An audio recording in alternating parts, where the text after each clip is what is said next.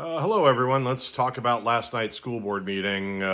Started at 5. I think I left there about 12:45.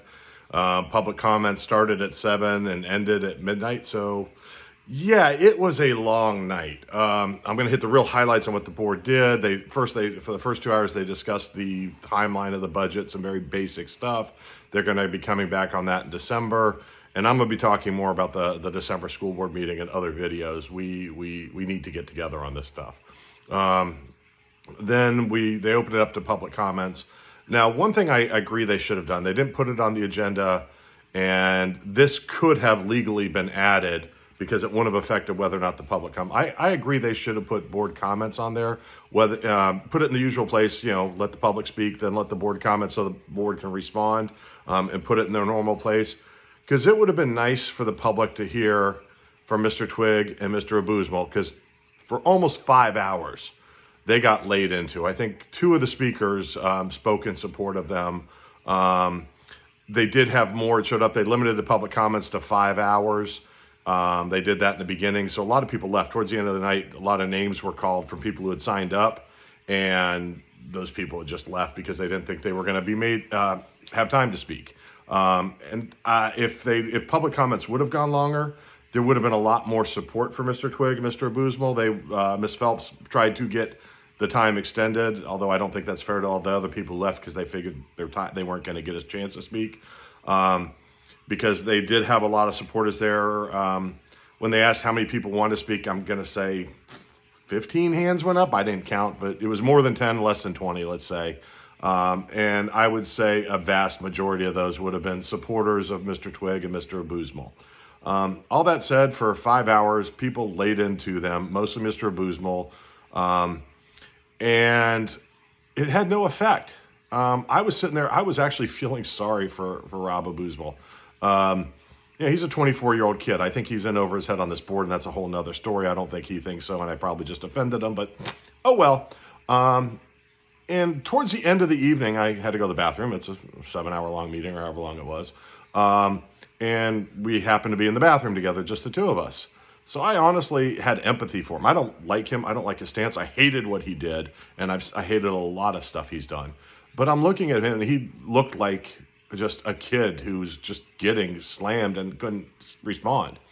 And so I asked him how he was doing. And this is when I realized it had no effect. First, he was like, I'm fine, I'm like, okay. And then he starts talking about how everybody's twisting the narrative, which I kind of just like, all right. And he ended up saying, this is funny, that it was all me, that I was responsible for the entire protest. By the way, you saw it was the teachers, you saw it was the students. I had no contact with any of those. This Facebook page just got started a little over a week ago. I think we're still under 250 followers. But he said it was all me, and I did it for revenge for the election. And that's sad. And I'm seeing some of the other social media posts and, I'd coordinated with the kids. And honestly, I met those kids outside the parking lot. It was the first time I met them. I love anybody protesting, especially young people.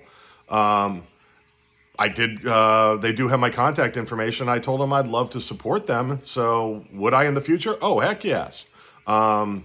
But I have never had contact with these kids before. I did share some of their stuff because I saw it on social media. I've also been accused of being a teacher union lackey. I can honestly say, to the best of my knowledge, I've never had a conversation with anybody in leadership of the Spotsylvania Education Association. If I have, I had no idea they were part of that organization. Will I in the future? Most definitely. I'd like to talk to them because right now we have a fight on our hands with what the agendas are down the road, and we're going to talk a lot more about that. And so, yes, we need to get together. But parents, most of all, we need you. I saw a sea of you at this meeting. There is so much more coming down the road. We need you. If we go quiet again, we've lost. And I know it was getting intimidating because I know the supporters of Mr. Abusmal got there later. I guess they didn't want to sit through budget. I don't know. I was in there. It was a packed auditorium. They didn't have seats. So they were kind of lining the exit. And I know I got some very snide comments, intimidating comments. They were calling me names as I was walking through. And before I'd even done it, I'd heard from multiple other people who had told me they were getting insults and heckled for walking in and wearing red. So it's just, we need you. We've got to stand up. Our kids matter, our schools matter, our administration matters, our teachers matter.